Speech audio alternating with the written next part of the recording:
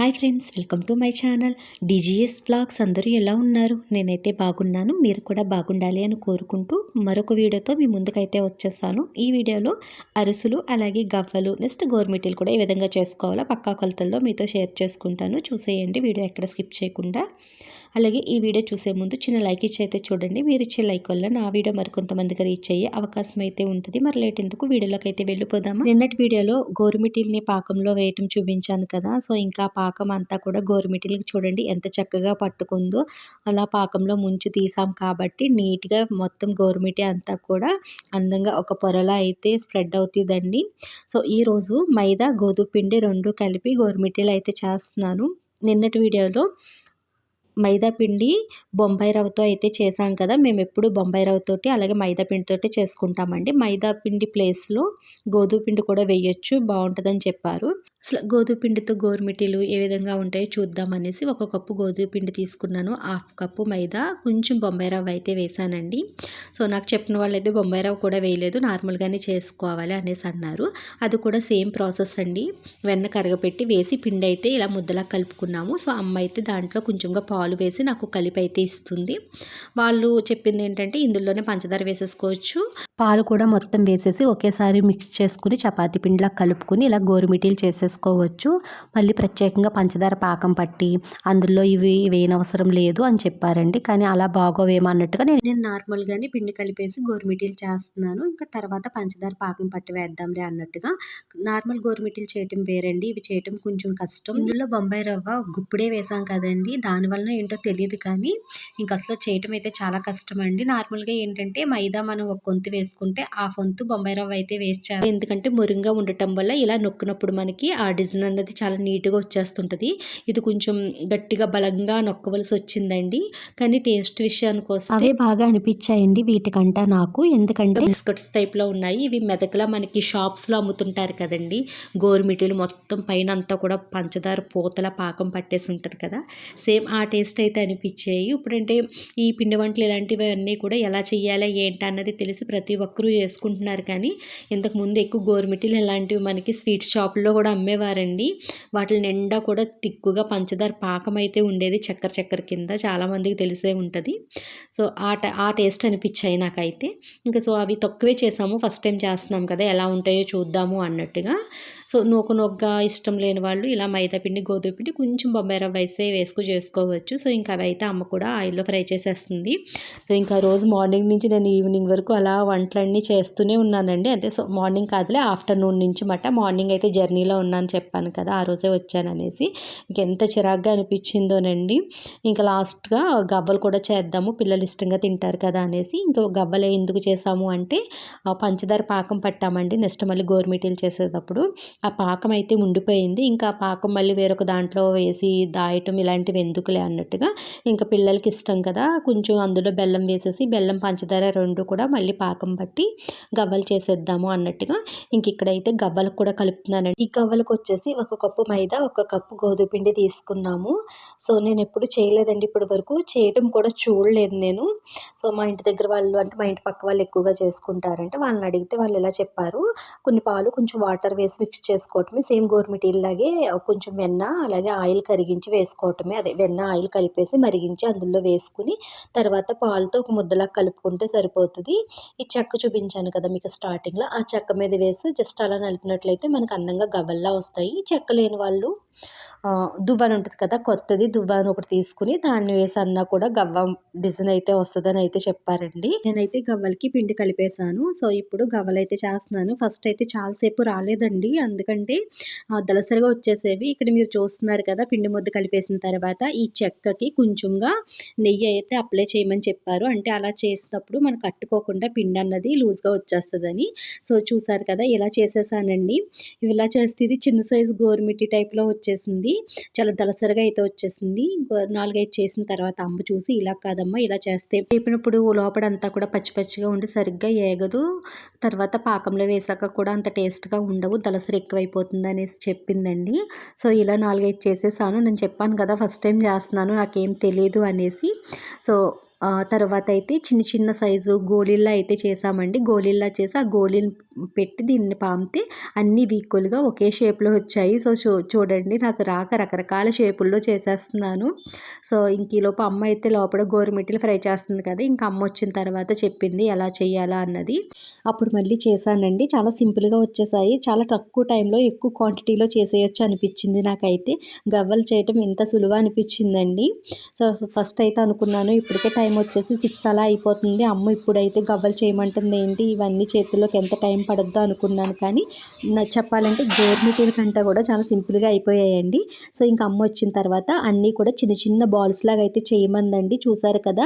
చాలా చిన్న చిన్న మనం ఉండ్రాళ్ళు ఏ విధంగా చేసుకుంటామో అంతంత అయితే చేసాము. ఆ బాల్ ఒకటి ఇలా పెట్టి జస్ట్ ఆ చెక్కకి నెయ్యి అప్లై చేసి ఇలా అంటే చాలండి. డిజైన్ అంతా ఎంత బాగా వచ్చేసిందో నాకు భలే నచ్చింది. ఇలా అనే కొలది అనాలనిపించింది. ఇలాంటి చెక్క గోరుమిటీలు చేసుకోవడానికి కూడా ఉంటదంటండి. ఇప్పుడు మనం చేత్తో చేస్తున్నాం కదా! అలా చేత్తో రాని వాళ్ళు ఉంటారు కదండీ. ఇప్పుడు అమ్మ ఉంది చాలా సార్లు నేర్చుకుందామని ట్రై చేయబోయింది కానీ రావటం లేదు ఆ షేప్ అన్నది. సో, అలా రాని వాళ్ళ కోసం ఇలా చెక్కదైతే ఉందటండి. అంటే ఇప్పుడు ఇది మా ఇంటి పక్క వాళ్ళ దగ్గర నుంచి తెచ్చాం కదా! వాళ్ళ దగ్గర గోరుమిటీలు చేసుకునేది కూడా ఉందని చెప్పారు.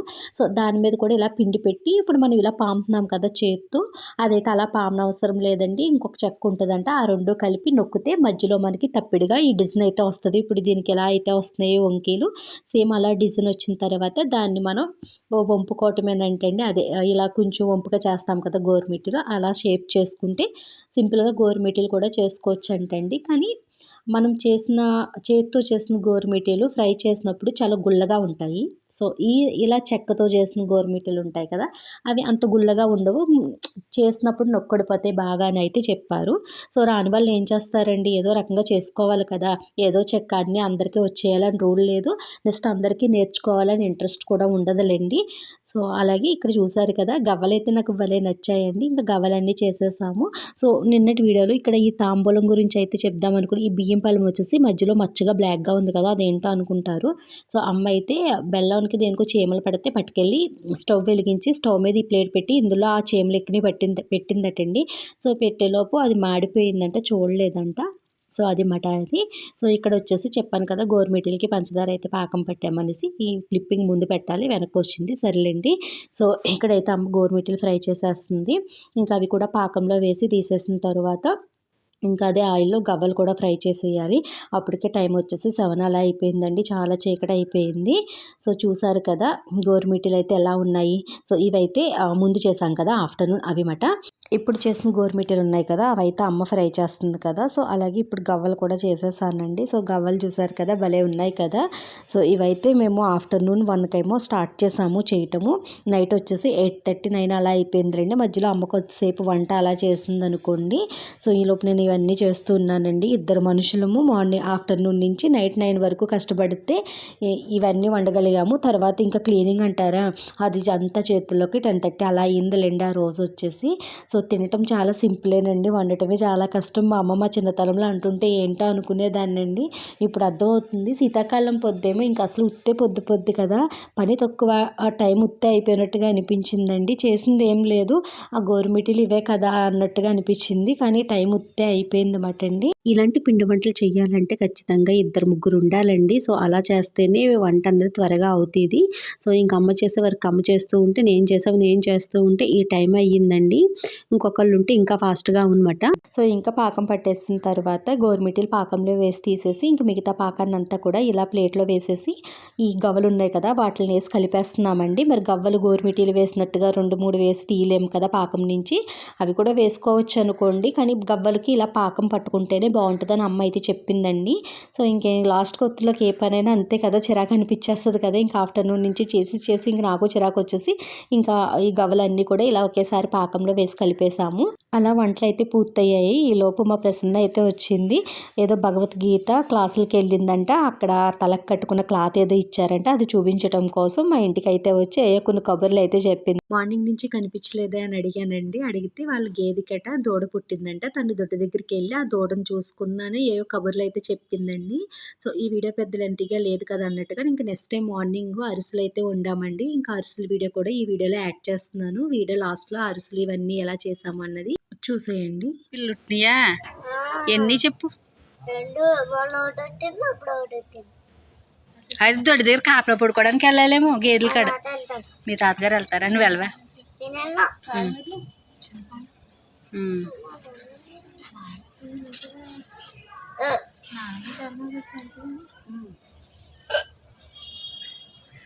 మీ అన్న ఇంకా స్కూల్ నుంచి రాలే?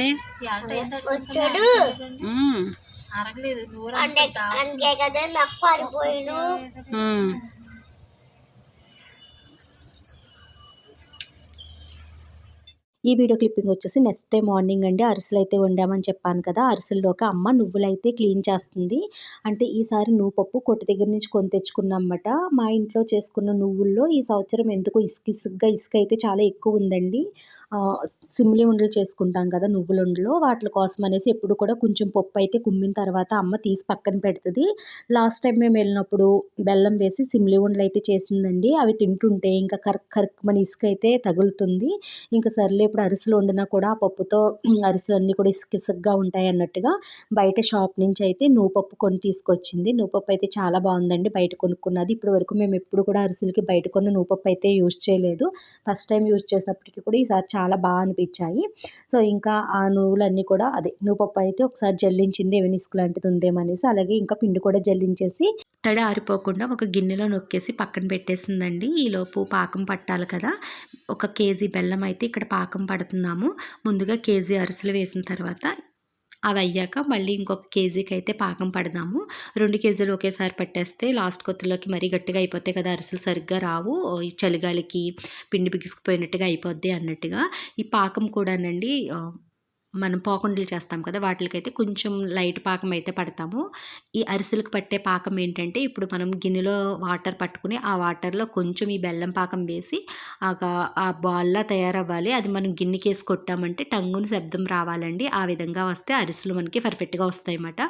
సో ఇంకప్పుడు నువ్వులు కూడా అత్తుతాం కదా అరిసెలకి, ఆ నువ్వుల్లో పెరుగు వేసి కలుపుకోవాలండి. సో అందుకే అక్కడైతే నువ్వు పప్పుకి పెరుగు అయితే వేస్తున్నాను. అలాగే ఇక్కడ బెల్లం పాకం అయితే వచ్చేసింది. ఇంకా తడిపిండి ఉంది కదా, ఆ పిండి అయితే వేసుకుని బాగా కలుపుకోవాలి. అంటే ముందుగా చలివిడి ప్రిపేర్ చేస్తున్నాం అన్నమాట చెప్పాలంటే.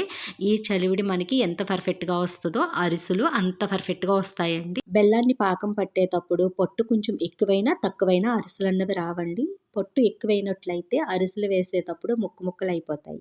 అలాగే పొట్టు తక్కువైంది అనుకోండి, పిండి ఎక్కువ పట్టేసి అరిసె తీపన్నది ఉండదు, అరిసె మెత్తగా ఉన్నట్టుగా ఉంటుంది అన్నమాట. సో ఈ పొట్టులోనే ఉంటుంది. అంటే పాకం పడతాం కదా, పాకం అండి పొట్టు చూడ అంటారన్నమాట మా సైడ్. అందుకని పొట్టు అని చెప్తున్నాను అనమాట. సో ఇక్కడ చూసారు కదా, పిండిలో పాకంలో పడినంత పిండి వేసేసి కలిపేసుకోవాలి. అంటే మనం ఇలా ముద్దలా చేసామంటే చక్కగా అరిసి వచ్చేలాగా పిండి అన్నది వేసుకోవాలి. పిండి కొలత అంటూ ఏమి ఉండదండి, పడినంత వేసుకోవాలి. ఇప్పుడు అంటే పూర్వం అయితే ఈ పిండి కూడా కొలతేనండి.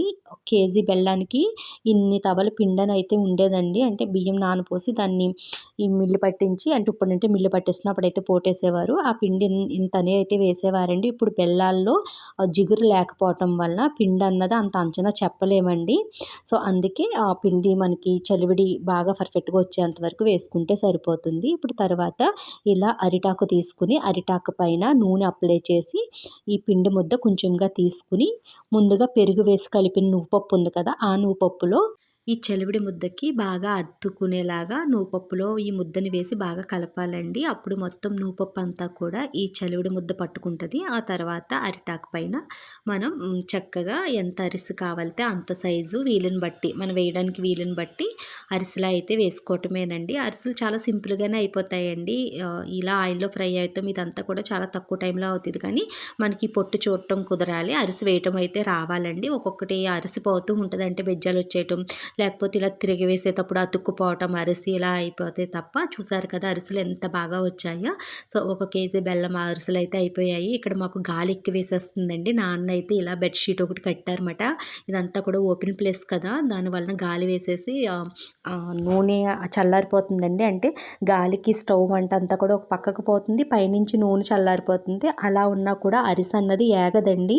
ఆయిల్లో వేయగానే మనకి ఎక్కువ మంట పెట్టేస్తే కలర్ వచ్చేస్తే తప్ప అరిసె వేగదు. అలానే తక్కువ మంట పెట్టామంటే అరిసె అంతా కూడా నానించిపోయినట్టుగా అయిపోయి టేస్ట్ ఉండదండి. అందుకే మనకి మంట కూడా సమానంగా ఉండాలి. గాలి రాకుండా పైన అయితే అలా కట్టేసి ఇక్కడైతే అరిసెలు వేసేస్తున్నాం. మరీ పెద్ద సైజు అయితే వేయలేంలేండి. ఎప్పుడు కూడా ఈ చిన్న సైజే వేస్తాము. మా చిన్నతనంలో అయితే ఇక్కడ కంచం ఉంది కదా, అరిసెలు ఎప్పుడు కూడా ఇలాంటి కంచాలండి. ఇవి పోత కంచాలన్నమాట.